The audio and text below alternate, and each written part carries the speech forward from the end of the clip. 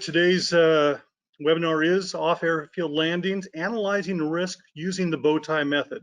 This is actually something I'm really looking forward to. I don't know an awful lot about it, and I'm looking forward to learning more. We will start with our speakers. Today we will, of course, have Jim Viola, the President and CEO of HAI, joining us. A little later in the program, we will have Chris Hill, who is the Director of Safety for HAI. He will be moderating the question and answer session. We have Gerald Kosbab, President of AeroDirections. We have Kodey Bogart, who is the CEO of KB Solutions. And we have Jorge Sanchez, who is the Director of Operations for AeroDirections in Latin America, excuse me. As always, we do encourage you to ask questions during our presentations. There also is a handout today. Both the question and the handout accessibility are on the control panel on the side of your screen. Simply press the little white arrow to open up the question panel or the handout panel, and you will find the complete presentation for today. And then the questions, please just enter your questions using type, and we will try to respond to as many of your questions after the presentation is complete. Now I'd like to introduce Jim Viola, President and CEO of HAI. Jim?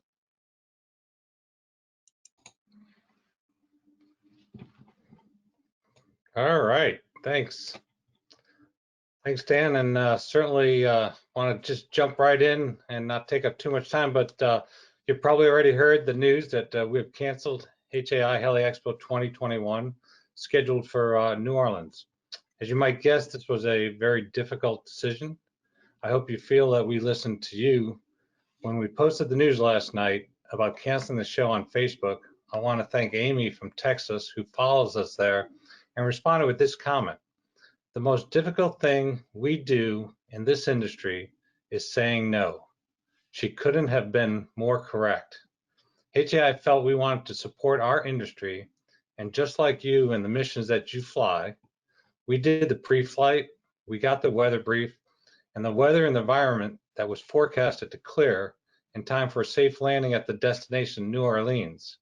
But as we continued down that route of getting there this year, during the flight, the weather and the environment were not cleared as forecasted, and we deviated yesterday to our next destination, Dallas 2022. So we're grateful for the feedback that we got from you and the other members of our industry throughout the year. Most of the comments have been almost all positive, supporting the idea of holding the show. Then just after the holidays, just like here in the United States and around the world, COVID cases began to pick up again, and the vaccinations were not coming out quite as quick as everybody hoped.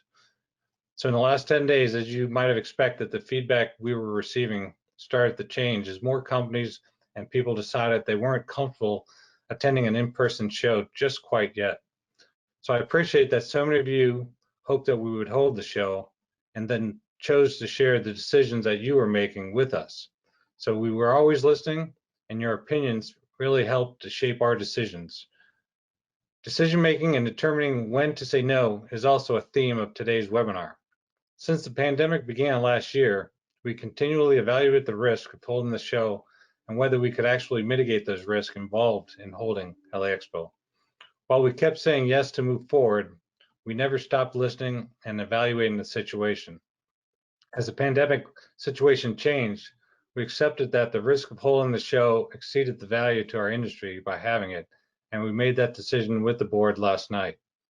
Today, we are joined by three people who understand risk analysis on a very high level. On the surface, this topic might seem more detailed than most people need, but I can assure you that the more you learn about risk analysis, the more you will find it helps you in your flight planning and in everyday life. I am pleased to ask Jorge Kosbab to turn on his camera and begin what I expect will be a fascinating and timely examination of risk analysis. There you go. Thank you, Jim. I appreciate that. And let me get the slides started here and we'll be off and running.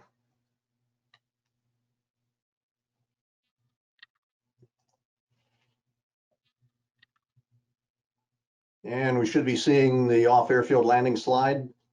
Dan, is We that know, correct? Jerry. It's good. Okay, very good.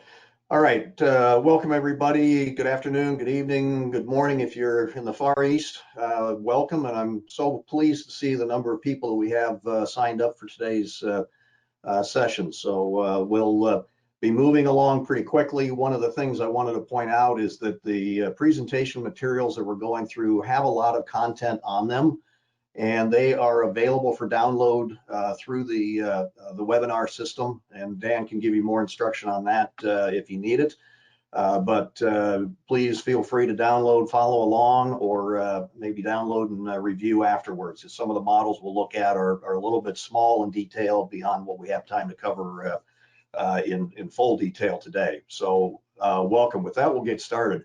I'd like to establish the context for this type of discussion right up front, make sure everybody understands what we're talking about.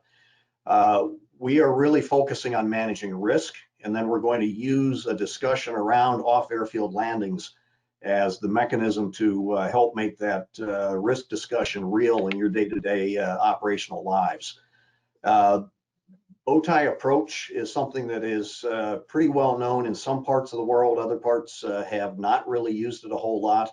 So we're going to help with sharing the knowledge on that and hopefully get everybody brought up to speed. Additionally, from the off-airfield landings, it's been interesting because we have many operators that is their day-to-day normal.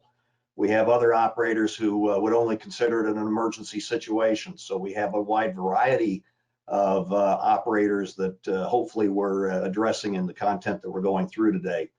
Kodey Bogart is going to be the one that will be talking through the actual off-field landings based on her extensive operational background in both military and civilian aviation. She's going to discuss some of the hazards, threats, and controls as they apply to off-field landings. After Kodey's comments, I'm going to bring you an overview of the Bowtie method for risk management. And this is based quite heavily on content that we teach at the Transportation Safety Institute in Oklahoma City at the FAA facility there. Also, we're going to show how this fits into your safety management system in particular and supports the role of the safety officer. Jorge Sanchez Hidalgo is joining us from Quito, Ecuador. Today, buenos dias, or buenos tardes now, I guess, Jorge. Welcome, and for those of you international coming in, if you have questions that you want to submit in Spanish, Jorge will address those during the Q&A at the end. We'll close out with a brief discussion around the aircraft arrival approach Bowtie that's been developed for originally New Orleans and now also Dallas. Going forward to talk about or to look at the potential hazards and controls involved in getting the display aircraft into the convention center. So again, thanks for joining us. With that, Kodey, if I could hand it over to you, and I'll rejoin after Kodey's discussion. Yes, hi, Jerry, thank you. If you want to move into my first slide. Yep, so off-airfield landings, we're just going to do a quick overview of hazards, threats, and some controls. All right, next slide, please. So, you know, us on the operational side, we are constantly inundated with hazards as we go out and fly. So I just want to clarify the definition of what a hazard actually is. And basically, it's a condition or object with the potential to cause harm. I know we all sometimes can go to the dark side of that, you know, a major incident, accident, or loss of life, but I want to back up from that thought process and focus on prevention and controls. So when we're outside operating in our aircraft, a lot of our hazards are things such as operating into an unapproved landing zone, operations into a confined area, congested traffic in the airspace, but also congested traffic on the surface, especially when you're doing air ambulance type stuff. There might be law enforcement on the surface, ambulances, fire trucks, and things of those natures, and the looky-loos who like to come out and see what's happening. Operating within the height velocity or HV curve, time pressures and constraints. And that's, you know, that's in our nature as humans to feel that we want to get that job done, especially when it comes to air ambulance missions. We want to get out there and help as much as we can. Competing priorities would be another hazard that we can feel in the operational environment. And lastly, I have aircraft availability. We can go to next slide, Jerry. So I just wanted to briefly address and identify some threats for you. A potential cause for losing control over a hazard is the definition of a threat. So as we're out flying, and especially when we talk about operating into an unimproved landing zone, some of our threats are things like light poles, whether they're tall, really defined light poles, or the little light poles that it makes it more challenging for us to see. Trees, especially trees during off-season winter where they've all lost their leaves. They're often hard for us to identify, especially in night conditions.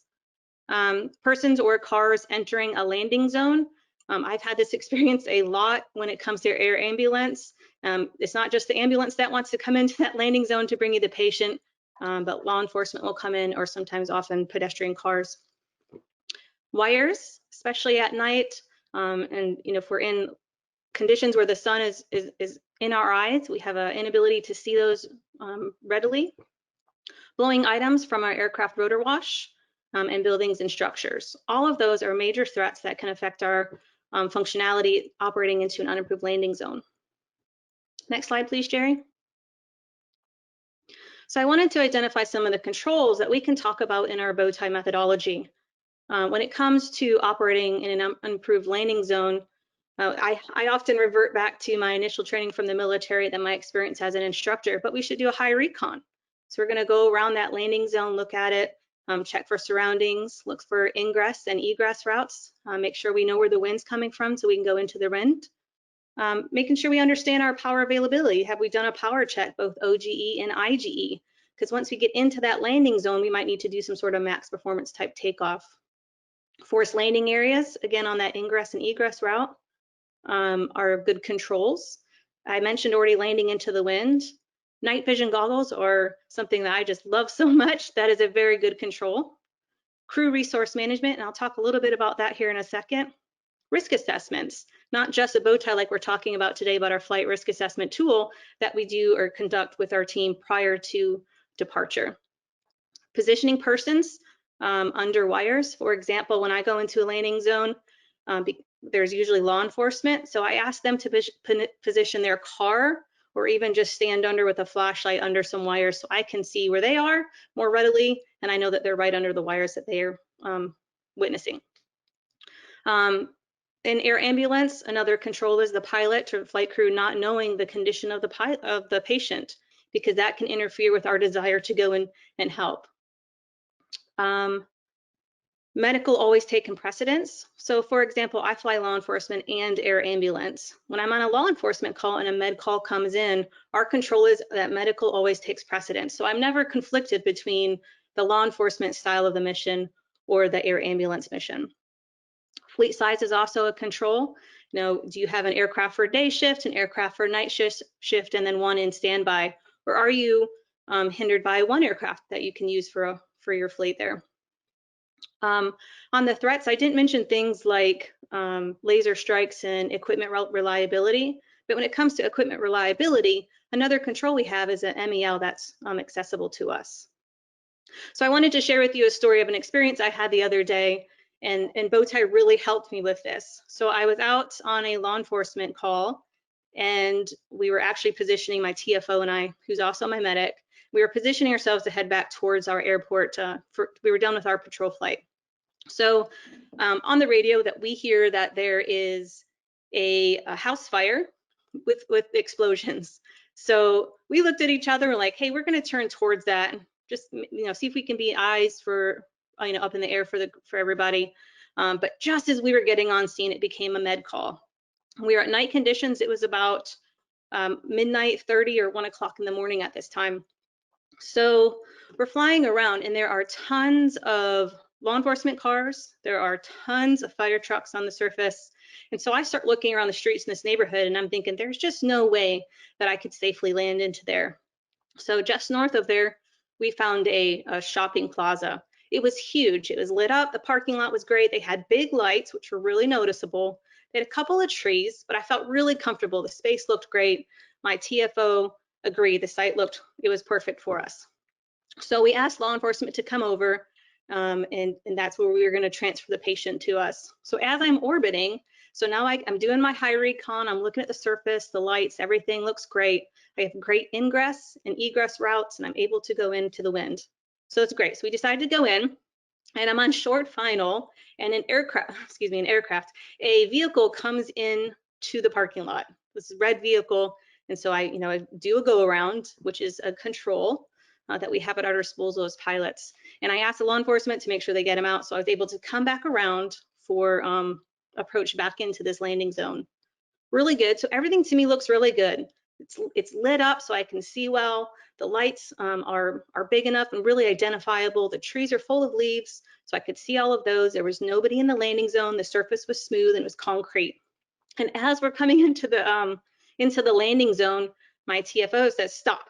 So I just stopped for a minute, and I look at him. I'm like, hey, what's going on? Is everything okay? So we're hovering probably 200-300 feet above the surface.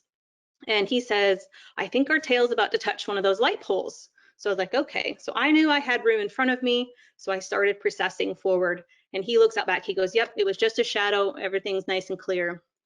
And one thing I noticed on this particular mission is when we were up in the air, I felt like this area was so large.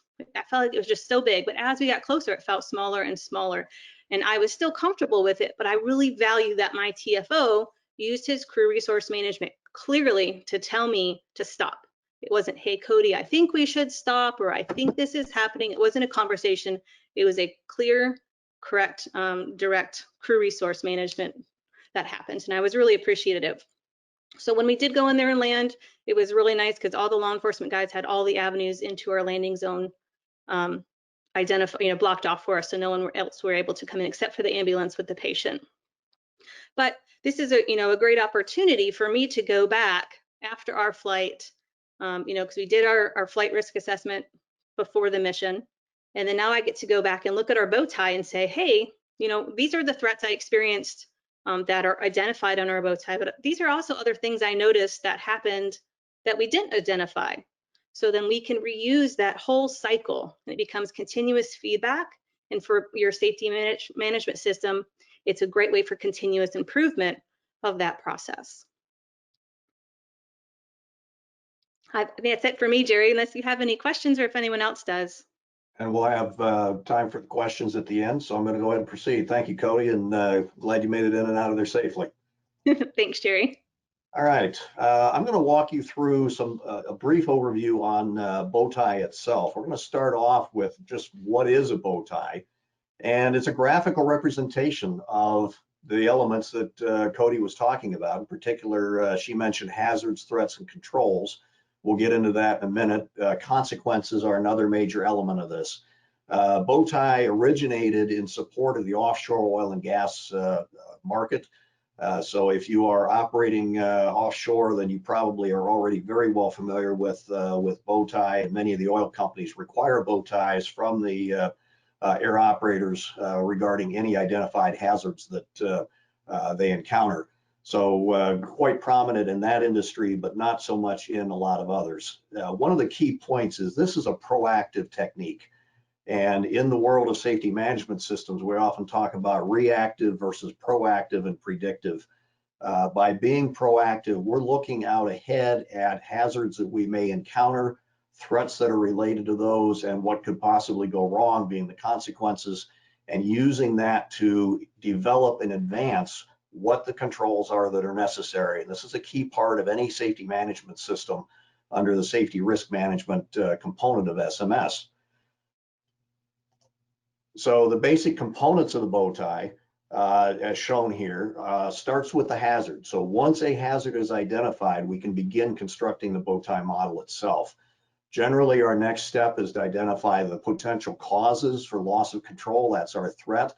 And in the middle of the bow tie, we have what we call a top event. Sometimes that's maybe the more difficult thing to identify, and sometimes it gets a lot of refinement as we go through the process. But we describe the top event as the point where we've lost control over the hazard. So, that could literally be loss of control of the aircraft. It doesn't mean that we've had an accident yet. That would be a consequence. But it's that point where control is now in question. And for both sides of the bow tie, we have controls, and you'll see that on a model here in a moment. If it's on the left side, the controls relate to preventing that top event from happening. If it's on the right side, it has to do with how we're going to recover if the top event does occur. And then escalation factors are a potential failure mode for a control, and you'll see that in an example that we have coming up in a few moments here. So when we go about building a bow tie, and you can see the diagram up in the top right of the screen here, we start with a hazard, as I mentioned. Then we determine what is that top event or the loss of control related to that hazard, identify the threats on the left-hand side, the consequences on the right-hand side. These are the undesirable outcomes. And then we begin building our controls. If it's on the left, then these are for prevention. It's how do we keep these threats from turning into this top event. If it's on the right, these are recovery controls. So if that top event occurs, what can we do to either avoid the consequences or more likely reduce the severity of the consequences? So that's the major steps in building the bow tie model itself. Once we have our bow ties in place, this gives us very detailed information that we may not have had otherwise to allow us to assess our risk. So when you look closely at the safety risk management component of an SMS, it talks to hazard identification followed by risk analysis. That's where we're building our bow tie. Then risk assessment. That's where we're using this bow tie to substantiate our assessment of the level of risk. This is where our risk matrix becomes involved. We actually assess risk on each of the three consequences, knowing the likelihood of each of the threats that might result in getting there. So we'll have one value for likelihood, three values in this case for the severity based on our model, and the highest severity and likelihood combination gives us our risk rating for the overall hazard. Okay, so how does a bow tie help us? Well, the bow ties really help us to structure our thinking, probably first and foremost, by being able to lay out a model and capture and document the different elements of risk. That's a very critical part in critical thinking, but it also supports risk-based decision making. And that's a major requirement now in not just safety management, but quality management, environmental management, and based on a lot of the international standards and the aerospace standards. Additionally, once we have our models built out, they help us to provide clear communications and training. We can stay at a relatively high level for our frontline employees, or we can deep dive for our risk analysts into the individual controls, how effective they'll be, and those types of things, which leads us to the last item here, which is the monitoring of control performance. Once we have modeled the hazard, then we are now really focusing in on whether or not those controls are working. So who uses bow tie? I mentioned it originated out of offshore oil and gas, petrochemical and energy industry are very big users. Mining and minerals have stepped in as well. Aviation has been using bow tie extensively in Europe and parts of the Asia Pacific region, and now more than ever before, we're starting to see it accelerating in the Americas, including the training that we're providing from the Transportation Safety Institute to FAA, military aviation, and civilian aviation throughout the Americas. Healthcare has started using it as well. Clinical trials for vaccine research have used this as a technique for modeling risk associated with the clinical trials process, and other high-risk industries around the world as well. We have taken the basic bow tie, and I'm going to show you the pieces that came out of doing an assessment of off-airfield operations for a hospital heliport landing. This is a roof-mounted heliport. So as you can see at the top of the screen, I've identified that as my hazard for the beginning of building of this model. Immediately following that, we're now looking at what could go wrong and how could we potentially lose control in this arena. We're actually going to leave it fairly general with loss of control during a daytime approach to landing. So we have qualified it somewhat. And from there, we want to know what are the threats that could actually cause that loss of control. So we have a number of threats captured here on the left-hand side, anything from high gusty winds, low visibility, obstructions, birds or wildlife in the vicinity. Obstructions on the pad is a common one, as well as loose equipment near the pad. So that could cause some form of loss of control during this landing or approach and landing. Obviously, the consequences won't be too good if any of those things actually happen and we do in fact lose control over this top event. So we could see something as bad as an uncontrolled departure from the rooftop and followed by impact with terrain. We could have an impact with the pad or any surrounding facilities related to it. We could have ground medical personnel that are impacted by debris or FOD that might be stirred up. We could also have FOD ingestion or a rotor strike. So none of these are very desirable, but some of them are more severe than others. And by modeling the way that we do with the bow tie, this really helps us get our arms wrapped around the appropriate severity rating that we use when calculating the overall risk of this event. Now, on the threat side, I'm just going to take one of these and show you how we start to build that out. So beginning with our top event, I kind of slid it over to the side here to make a little bit of room, and working out through the threat of an obstruction on the approach path. As I mentioned earlier, these are what we call our preventive controls. This is how we're going to prevent this loss of control from happening. And this also is where we are affecting the likelihood from a risk rating standpoint. So when we're using our risk matrix, we want realistic values for likelihood. And by seeing what controls are in place and how effective they are, that gives us very realistic measures. So you can see a number of different controls here. The pre-flight approach path planning activities, as Kodey mentioned, a high recon, a low recon, and maintaining situational awareness, as her TO did on her approach to landing, and using the CRM processes to stop when there was a potential issue that they may have missed until they could confirm that they were clear into the LZ. And likewise, any evasive action that might be necessary, as her first go around reflected as well.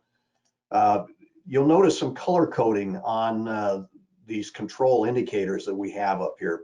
Those have been set in this model to indicate effectiveness levels. And in the modeling that I do, generally I'm using these 5 levels of effectiveness, everything from effective and high reliability, something I know is always going to work when it's needed, down to effective, partially effective, ineffective, or unknown.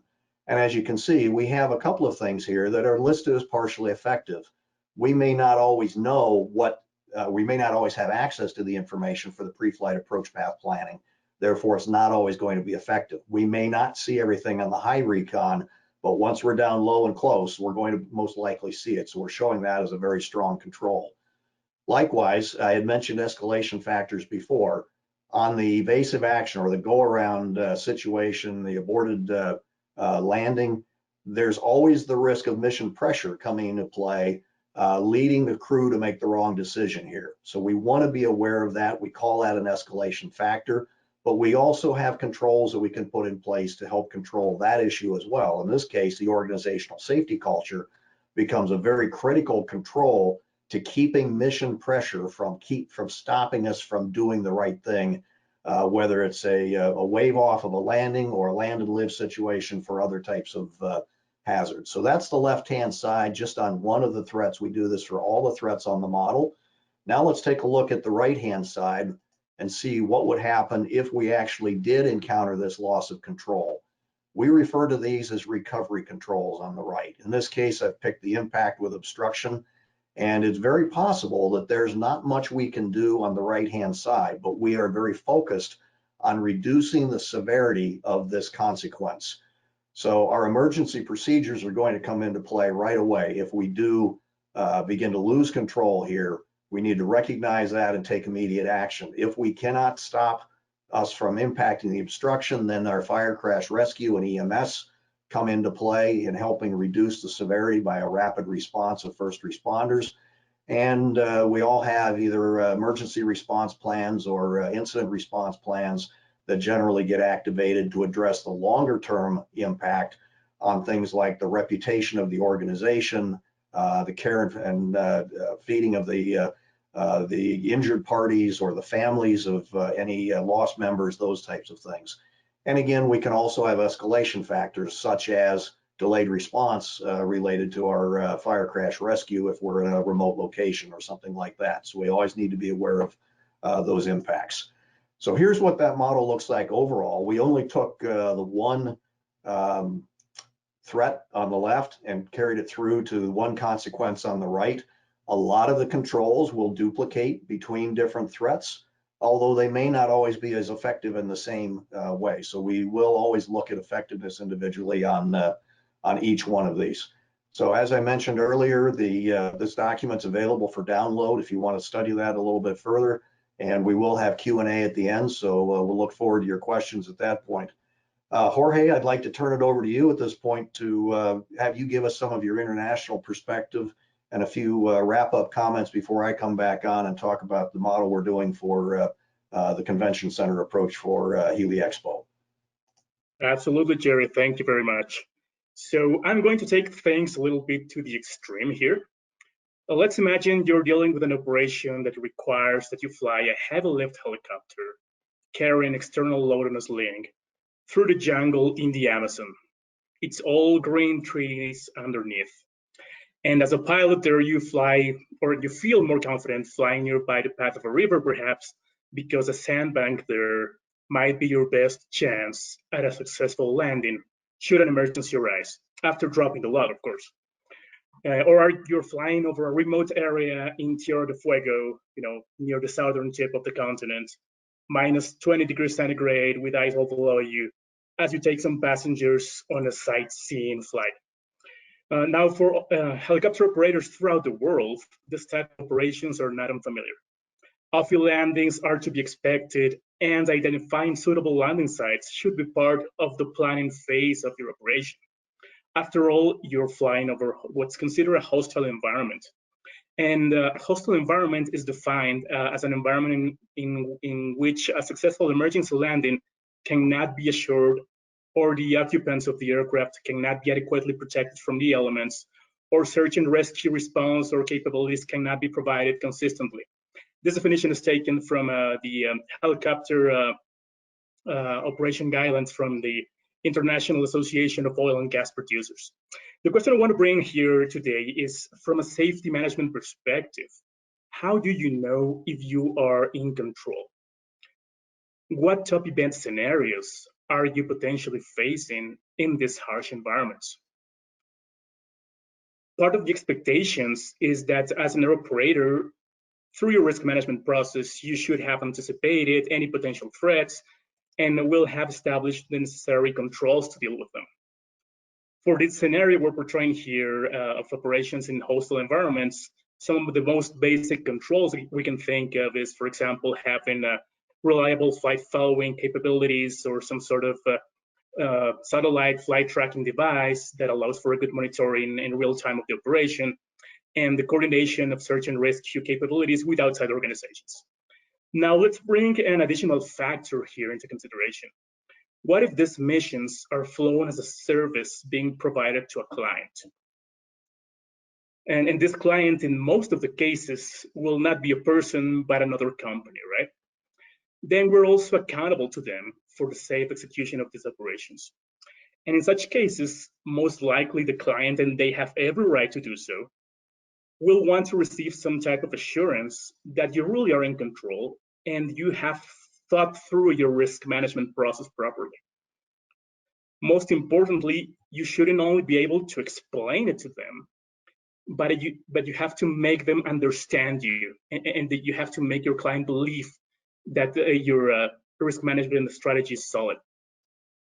The best way to do this, and I speak from my own experience here, is not to try to persuade them with a compelling speech about everything you're trying to do, or showing them a log of several pages that are very heavy on text, or even if you have a well-developed risk register that's going to have several rows and several columns with a lot of information in there.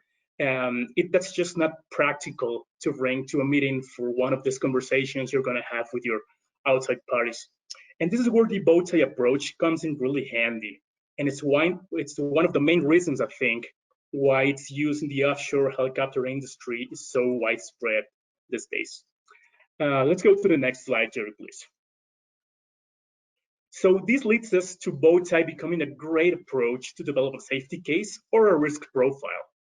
For those of you who have had the chance to develop a safety case in advance or before a project and submit it to a client or perhaps to your regulatory authority, you know that the intention is not just to create this and deliver it one time and forget about it. The idea is that this becomes a dynamic planning and operational review tool as well. Now, using the Bowtie approach to convey this critical information has several advantages. And the most important one is that it creates a framework of collaborative risk management among all those parties involved in the operation. It's going to be not only yourself, but also perhaps your client and any other subcontractors that are executing safety critical tasks. So the first advantage is, as a safety manager or contract administrator or director of operations, you can reasonably set the boundaries and come to agreements with your client and other parties as to which controls each one of you will have the responsibility to establish and monitor down the road throughout the life cycle of the project. Another advantage is that it's much easier to communicate through a visual model that graphically establishes meaning and shifts the discussion to a proactive mode. Again, we're in proactive safety here. So based on some simple principles, this will help the discussion focus on what matters. And that is, what can we all do to make these controls we have identified work? And this type of conversation really spurs collaboration. Now, there's most likely, if you're involved in one of these operations, there are other areas of that service that you're providing that you need to cover. And the best example is any occupational health and safety or environmental concerns, especially if you're flying over environmentally sensitive areas. There may be some isolated communities, as we have here in South America, specifically in the Amazon, and dropping a load, for example, if you're doing external load operations, becomes a very high impact, high consequence, high severity consequence from an environmental standpoint. So for dealing with this, you can encompass all your operation and all your processes, and the Bowtie becomes a language to understand what can go wrong and articulate in a compelling way for everyone to comprehend how a threat turns into a consequence, what needs to be done to prevent a threat from becoming a top event, and all the mitigation activities that need to happen and need to be established to prevent a top event from turning into a consequence. Now, if we move to this changing the focus of audits to risk-based instead of prescriptive, is all about safety assurance. The focus of our management activities now is in those controls that we have agreed upon to have as a baseline. And when we perform audits or inspections, we will focus the time and resources from our auditors to those most critical controls that we are relying on. And ultimately here, the goal is to build trust. And I think everyone will agree with me here. And that's what we should aim for. Trust from your client on one side, or anyone overseeing the operation, that you have what it takes to get the job done safely, but also trust from within your own organization, your pilots, your mechanics, your load masters. Everyone's going to be confident that this is a solid approach to understand and communicate risk. And with the proper training, they will also feel encouraged to use this tool for their briefings, debriefs, planning sessions, safety walks, and all those important things that make up an effective SMS. Let's move on to the next slide, Jerry, please. Now, if you're a safety manager at your organization, if you already have an SMS or working with it, or if you plan to have one in the near future, which I would highly encourage you to do, there are some interesting and very positive benefits to using this methodology to support your risk management element mostly. I have seen that many organizations who have been on the SMS journey for some time incorporate this approach as a way to streamline different safety management activities and also to reinforce the link between safety risk management and safety assurance. So the first way in which Bowtie helps us with that is it allows you to, as a safety manager, to show your work and communicate more easily, not only within your organization, but also to external parties. Once you have modeled the most critical top events, for example, for your operation, this can be a great way to present information and explain the need to enhance certain controls or establish new ones. We will agree that people respond better to a powerful visual that clearly portrays the relationships and will make them more receptive around the stories you're able to tell around the model as to why certain controls need to be enhanced or why investment is needed to establish new ones. Now, this also facilitates safety assurance and organizing critical information for inspections and audits. If you include contractual obligations as controls, for example, you will make sure that your management system keeps track of their existence and their status. Interestingly, there are standards for air operations in the resource sector mostly that are all built around the Bowtie approach and can serve as a basis to document and create models around the identified threats and the basic needed controls that the standards have established. Then a very important part of your job as a safety manager is bringing people from different areas together, right? And a well-made bow tie brings two critical stakeholders together. From one end, the executive board and leadership that make the strategic decisions of the company, and from the other side, the staff delivering the service. And does this on a single and universally agreed representation of risk. Normally, you would have this kind of conversations on your safety committee meetings. And now with the bow tie, it's much easier to take these conversations anywhere else. Now, those that have a safety management system would agree with me that when you're starting with it, the conversations on the safety committee meetings happen mostly at establishing a risk category or a risk index for all those hazards identified. And we go on lengthy discussions from different points of view as to what the likelihood and what the severity should be.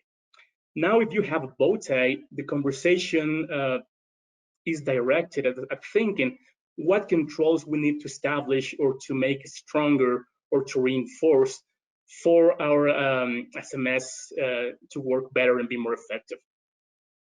In fact, bow ties help reduce the subjectivity when assigning likelihood and the severity values because you're taking into account the degree of effectiveness of already existing controls. And now you just can engage everyone into providing their input as to how to improve the reliability and integrity and also the overall ability to deal with risk properly. And finally, engagement is a key word in today's work environment, not only for, and also in helicopter operations, right? So bow ties have proven to be really accessible to all levels of an organization. Again, if you provide people with the right training, they can get used to incorporate this tool in their day-to-day work. And if you have an SMS, you certainly want to increase the participation and involvement of people around it. You have the potential to vastly improve the identification, description, and ownership throughout your SMS. You're taking the safety work from the safety office into the ramp and in the field. In order to realize this benefit, however, the control strategy that bow ties describe needs to be accurate, up to date, and honestly reflective of the day-to-day working situation. And we will agree that the best and most reliable source of this vital information will inevitably be the flight crews, the maintenance technicians, dispatchers, flight nurses, and anyone else who is living and breathing day in and day out as part of your operation. So with that said, if you have any questions, you can just post them here on the tab, questions tab on your controls. And I will turn it over back to you again, Jerry, for the next presentation.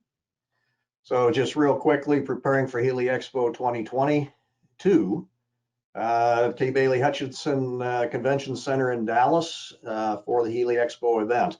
A few statistics from last year, from 2020 in Anaheim. There were 48 display aircraft flown in and out of the convention center property over a 2-day arrival and departure period. There are extensive requirements and guidance and guidelines provided for any operators that are planning to fly in and out of the show or performing demo flights during the show, those types of things. So Wanted to mention this to you because this is another case where a lot of operators will be going into a less than normal operating environment for themselves, landing on the I believe it's the parking deck roof at the convention center here in Dallas, and a lot of potential threats and concerns around the area. It's right in close to downtown. You've got large skyscrapers between you and the airport. You're flying underneath the traffic pattern for both DFW and Love Field. So plenty of things to be concerned about along the way.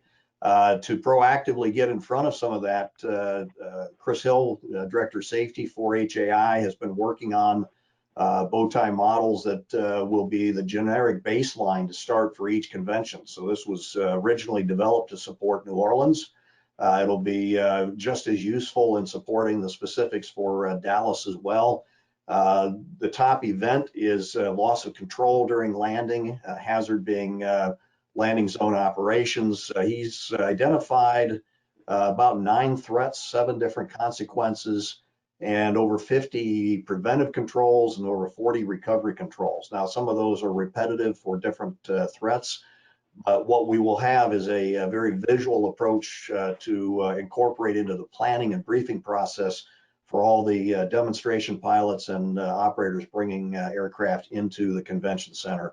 So just one more application where HAI is using it internally now for the overall safety of their activities. There's the overall picture in with all the controls applied to it.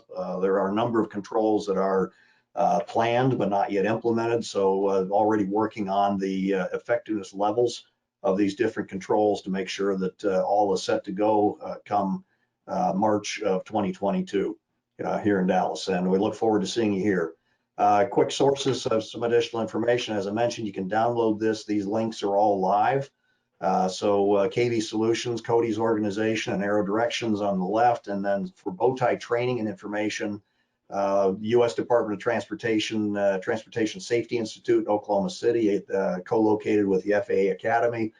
We currently teach the Bowtie course there 4 times a year, and that has been expanding pretty rapidly. It's also been incorporated into their SMS course. CGE Risk Management in the Netherlands has a very good knowledge base with a lot of information. Skybrary, if you're familiar with that, provides some good information on the methodology, and the UK Civil Aviation Authority has an extensive online library of information and models that they've developed as well. So those links are all in the presentations. If you download, you'll be able to access that additional info as well. And with that, Chris, I hand it back to you to facilitate us through the Q&A. All right, Jerry, thanks so much, Jorge, Kodey, and Jerry, for that very informative set of presentations. I'll go ahead and ask Jorge and Kodey to join me back up on the screen, and then we'll get started on a very good Q&A that's already shaping up. For those of you not aware who've joined us late, you can do 2 things. You can send your questions in using the questions panel off to the side, and then you can also, before the webinar shuts down here today, take the time to go to the handouts tab. Jerry and his team have been kind enough to provide a PDF copy of this presentation. Again, reiterating Jerry's point, you might have needed a pretty strong pair of eyeglasses to read some of the items and the icons on there. So please don't torture yourself. Download that presentation and you can zoom in to your heart's content.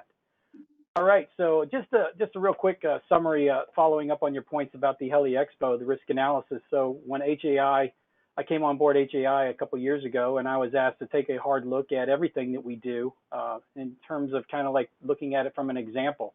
We feel that we need to set an example for the entire industry when it comes to putting safety top and center. And so taking a hard look at all of our flight operations and ground operations and expo operations was clearly one of those things we wanted to take a look at. So when asking around, it became clear to me after participating in the first one that there's a bunch of experts here.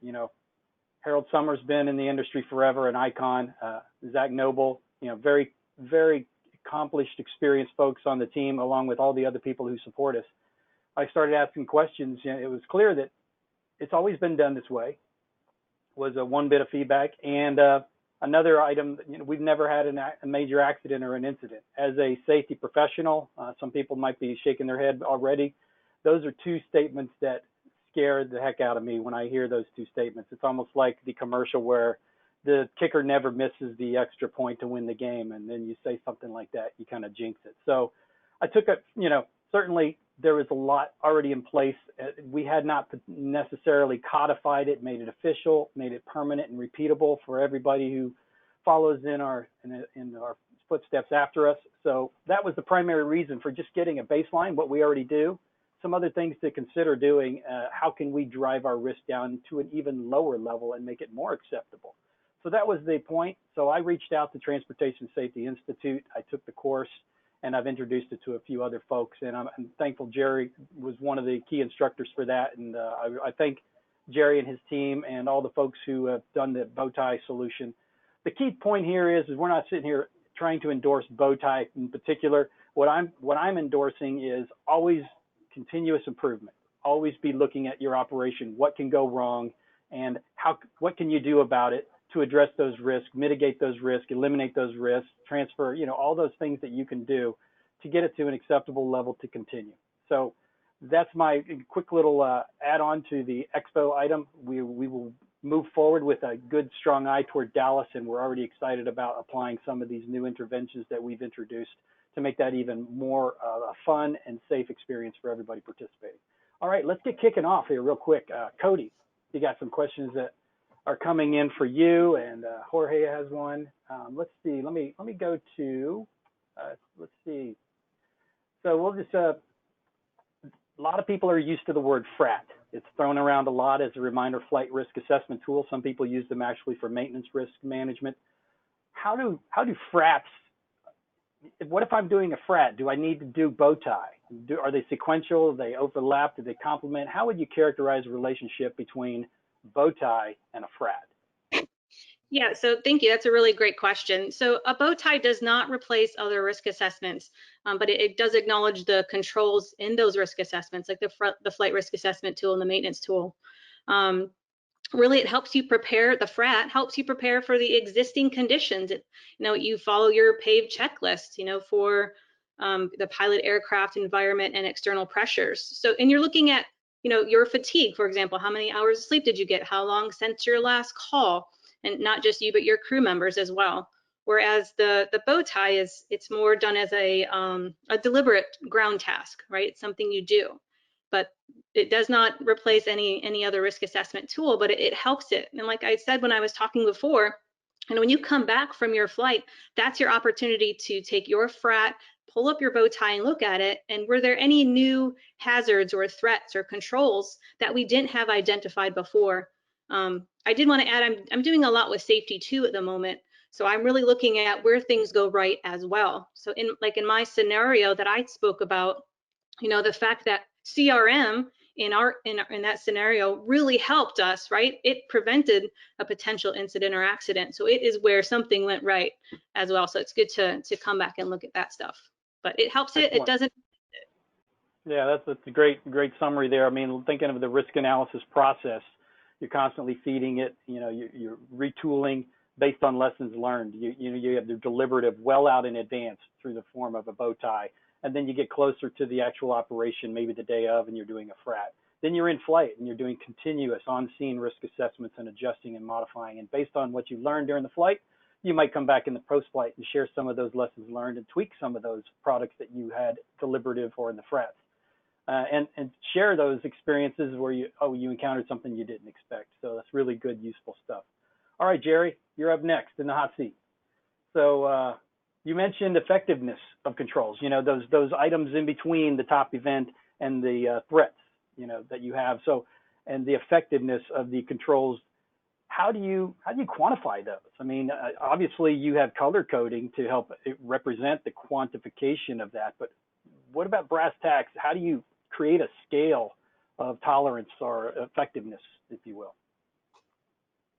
Great, thanks, Chris. One of the things that we need to consider is we generally are working in a qualitative mode when working with Bowtie. So we're not out for very detailed analytics. but we're out for the the current situation in a descriptive manner to assess it. So when we have controls in place, we want to evaluate those. You saw the scale that I had on there was effective, partially effective, ineffective. The big question is, where does that information come from? And that's where the integration of a safety management system is so important. We design the models as part of safety risk management, but our safety assurance processes, which includes our employee reporting programs, our inspections, our audits and evaluations, our performance management. It could be calculations coming out of our engine systems, coming out of our flight following systems. It could be any different sources of information that we collect as part of our safety assurance will tell us if those controls are actually being followed. So we want to assign owners to each one, and we want to take the data that's coming in out of all these multiple sources of information in our performance management and safety assurance, and apply that to each control to make sure that we have at least a qualitative assessment of how effective it is. All right, well, good stuff there. Thanks, Jerry. Jorge, I'll bounce over to you real quick. We have a question from Jens. How do we quantify, sorry about that, wrong one. Dan, this is Dan from Dan. There are lots of potential top events, and you saw just one, like for the expo, and you saw how crazy all of those icons are and just floods the screen. And the first thing I think of is, some of the critiques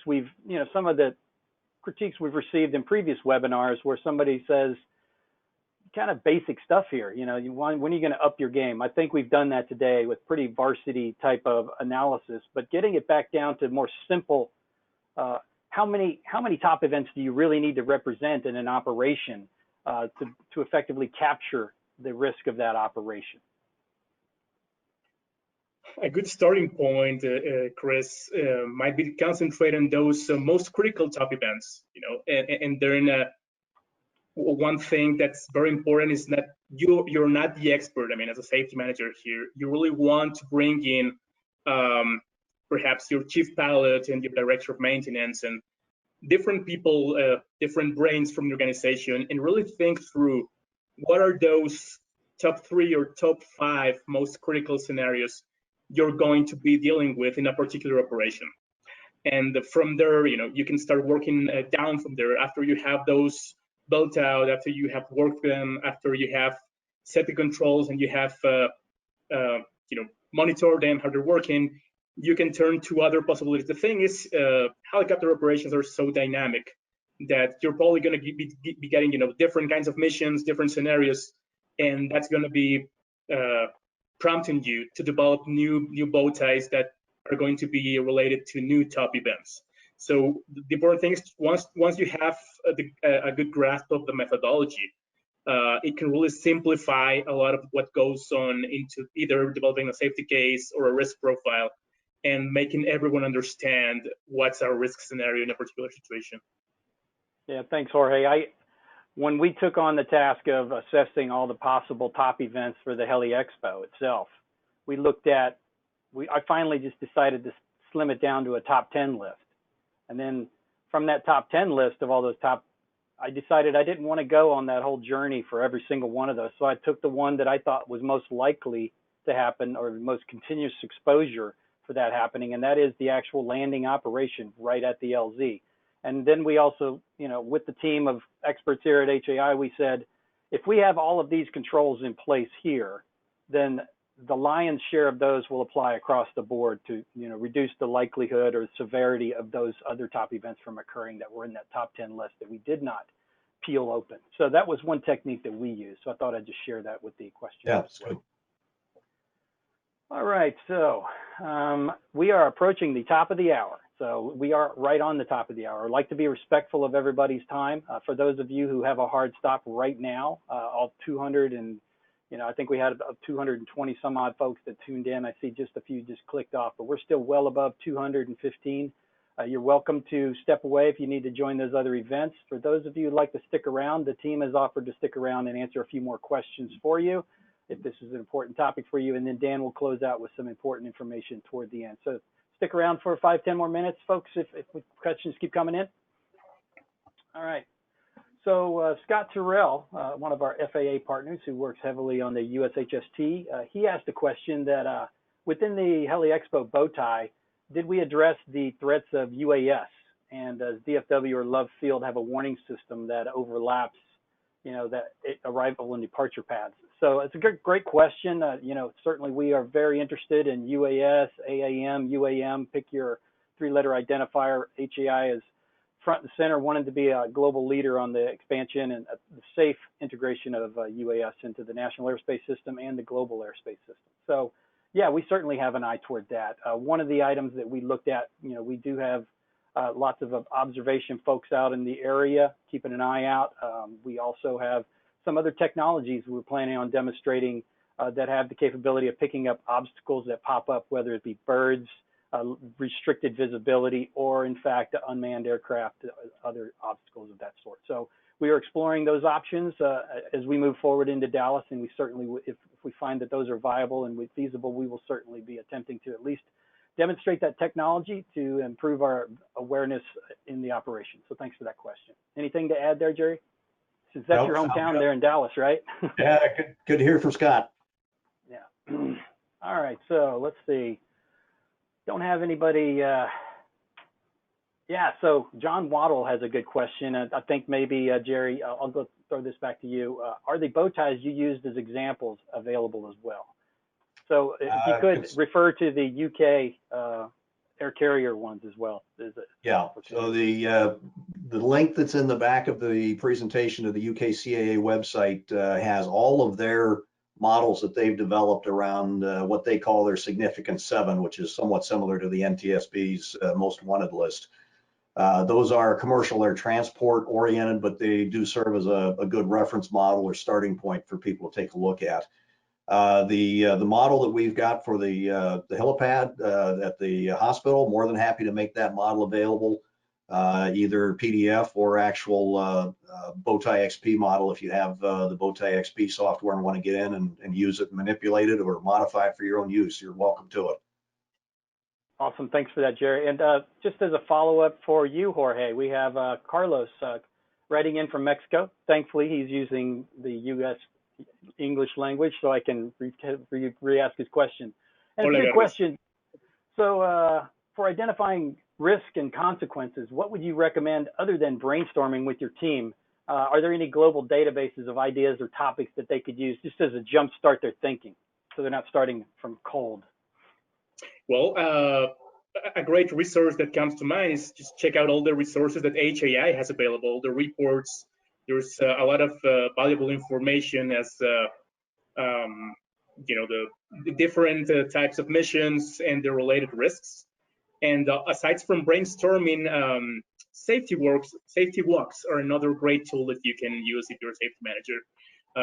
Again, if you have a group of people that are trained in the basics of Bowtie, which doesn't take long really, you can do a walk around either your base or sit in, just go watch what's happening if you're doing external load operations or offshore operations or whatever.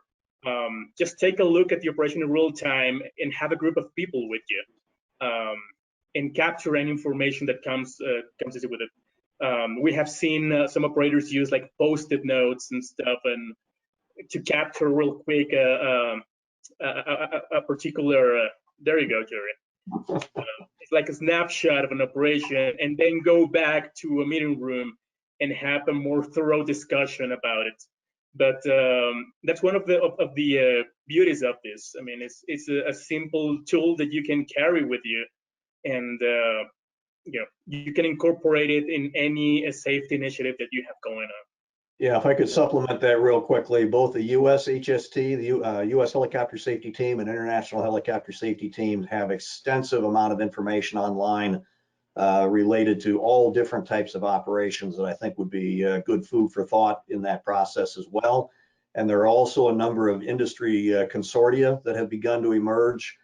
Healy Offshore comes to mind for the Gulf of Mexico operators. The commercial airlines have gathered together and do, I think it's semi-annual meetings where they're trading back and forth bow ties that have been developed for their types of operations. Look to your local trade groups. I know here in Dallas, we've got two, Love Field Pilots Association and the North Texas Business Aviation Association. You'll find information available usually from those organizations as well about local known hazards and controls. So lots of sources out there. Thanks for that, Jerry. And just to pile on to that, for all of our folks from what we heard was 43 countries registered around the world, there are a growing number of regional safety teams that are popping up focused on rotorcraft safety, and they would love to hear from you. Chile, Brazil, South Africa, to name just a few, Japan, UK, obviously, the EU, plenty of folks out there. Sorry for all those I didn't list. That's just a starter. Take a look, do a keyword search, and you'll likely run into someone in your region who can help you with some of those resources as well. All right, Kodey, back to you. I'll ask a couple more questions here. Thank you, everybody, for all your comments and questions. This has been the most interactive discussion, and we can't even scratch the surface. We'll do our best to try to capture some of your comments and thoughts, and in future webinars, we keep some of those in mind for topics for other webinars as well.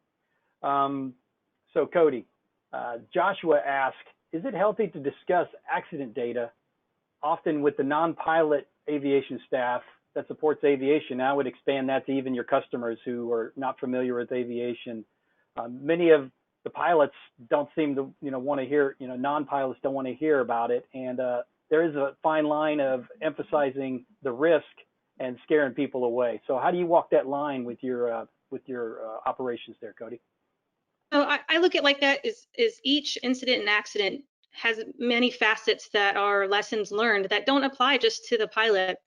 If you're in an organization that does aviation, we all touch each other. We're all interconnected in what we do, and how those persons function with us help us do our job successfully. I'm nowhere without our fuelers, our maintainers, the sheriff, since I fly law enforcement. So we all work. It's great to share that data, because honestly, the questions that you get back from people who aren't in that environment really can give you pause to think, to say, I didn't think about that. Maybe I need to look at this. They give you a different perspective. I think it's great to share that. Maybe, at quarterly safety meetings, just give some quick data, maybe do a small case analysis. I think it's good to share. Excellent. All right, so I'm going to ask one final question. I'll give it to Gerald, and then you keep the floor and any closing thoughts, that how people can get more information, how they can get a more extensive course, that sort of thing. So the question I have for you is, something I wanted to reiterate, this is just one method of risk management. It's not the only one. It's not necessarily the best one for everybody, but it is a new one that has been proven successful for many folks around the world. So just keeping that in mind, the FAA has a risk assessment process, risk management process that they go through before they undertake an operation, or they're looking at some new rules or things like that. Oftentimes they apply that. It's not bow tie. Many people are very accustomed to the standard, two-color, green or three-color green, yellow, red chart with, some probability, likelihood, and some severity formula. And others just lick their finger and put it up in the air, and they say, it looks good, let's go, kick the tires, light the fires. What do you say to folks about how can bow tie actually help inform that traditional risk assessment process that people are so accustomed to? And then close out with any other thoughts you'd like on how to get to you. I'd actually back it up one step above that, because not everybody has fully implemented a safety management system out there. So if you haven't, please give that consideration. We're seeing that coming much more quickly now for Part 145 and 135, where before it was more of a Part 121 air carrier requirement. So over the next 2 years, we're going to see a lot more required safety management system programs. One of the four, and probably the heartbeat component of the safety management system, is the overall safety risk management. So whatever techniques and tools you use, really spend some time understanding what that is all about. And it's really in looking at every process, every change that you make, incorporating what you do and identifying where are the hazards, How do we manage them, and what is our risk? That's really what the change is with SMS, is it's a much more risk-based approach. So once you look at things like the advisory circulars, AC 12092B is still current for SMS. Europe has a lot of guidance. CASA in Australia has published a lot of guidance material as well. Understand the overall intent of the risk management process, then pick the tools that you want to use.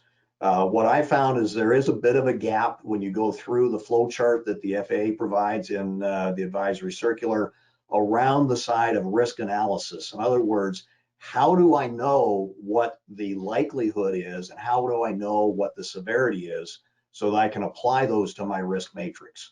You're still going to be using your risk matrix. You're still going to be going through the same process. It just happens if you're using Bowtie, if you have a safety risk profile or a risk register that you've developed, any number of different tools, it's just providing you more data to make a more accurate assessment and analysis of that risk. So whichever tools you decide on, start by understanding the expectation around the overall process and then see what fits best for you. So that's probably the best I can say on that. From the training standpoint, again, if you download the presentation, all of those links on the last page are live internet links, and you'll find a lot of information in there. Transportation Safety Institute, TSI, it's part of the DOT. A lot of the training that we provide out of TSI, and all three of us teach different elements for TSI, both in the US and outside of the country. There is a 2-day training course available on Bowtie risk management there. It's offered 4 times a year currently. It'll be going back on site hopefully in late April at TSI in Oklahoma City, but we're also starting a roadshow with the SMS training, and there's Bowtie training incorporated in that. So lots of opportunities to learn more, as well as using those links that are in the presentation. And we'll make sure that that is available for download once the recording of this session comes up. And I'll get that model out there also for the rooftop helipad. Chris, thanks so much for facilitating, and we've really enjoyed having the chance to work with you guys and putting this together and sharing the information. It's been my privilege. Thank you to you, Jerry, Kodey, and Jorge. I appreciate it so much. I'm going to go ahead and sign off, turn my camera off, and we'll have you join me, and then we'll have Dan come on the screen and close things out. Thank you. Thank you, Chris. Thank you, Jerry, Kodey, and Jorge. That was every bit as exciting and informative as I thought it would be. I'm not a pilot, but I do believe that risk assessment is something that we can use every day. Obviously, we used it when we came into the assessments for whether or not to hold HAIExpo. It was a continuation factor. Let me bring up the screen. We'll get some of our housekeeping duties out of the way. There we go. Save the date. We've got webinars still coming up. Next week, we have what was going to be one of our Rotor Safety Challenge courses at HAIExpo this year. We have the Anatomy of a Mishap, and that is being presented by Stan Rose, who many of you may know already. On February 4th, we have the ATEC Part 147 update. That's regarding some congressional legislation, trying to match things up. I'm going to jump out a little bit. February 18th, we have a Mil to Civ workshop. If you are in the military, if you know somebody in the military that's looking to transition out, even if you're thinking about it in a few years, this is never too soon to start thinking about what it will take to make it into the civilian sector. This one, due to our speakers' availability, will be at 5 p.m. This is one of the few webinars that we have that will not be at 4 o'clock. This is at 1700 for you military folks, so keep track of that. That is Eastern time, that it will still be UTC -4, but it's 1700 on the 18th. You will get links in emails through social media and Rotor Daily, so just keep an eye out for those, for all of those as well. We do appreciate knowing what information you want to learn from us. Again, we used a great deal of feedback in determining that this year was not the time for HAIExpo, and so we do pay attention to what our members and what the industry are telling us. We will have a questionnaire that will be coming out regarding this webinar. We do ask that you take just a few minutes to let us know how it went, what areas we could improve in the future, what topics you'd like to see in the future. If there's things about HAI that you have questions about or comments about, we appreciate those as well. The best way to get that information to us is through the email president@rotor.org. Jim Viola does see all of those emails, and he does move them on to his staff for management. I do want to, before I go too much further, I do want to remind everybody, if you want the handout, I'm going to leave this open for just a little while longer. There is a handout tab in the control panel for the side, on the side of your screen. Open that handout and you will find the PowerPoint presentation. I will leave this screen open for just a few more minutes. Unfortunately, it does bring us to the end of the webinar. We do appreciate that you took the time to join us today. As always, fly safe, be safe, and we will see you next week.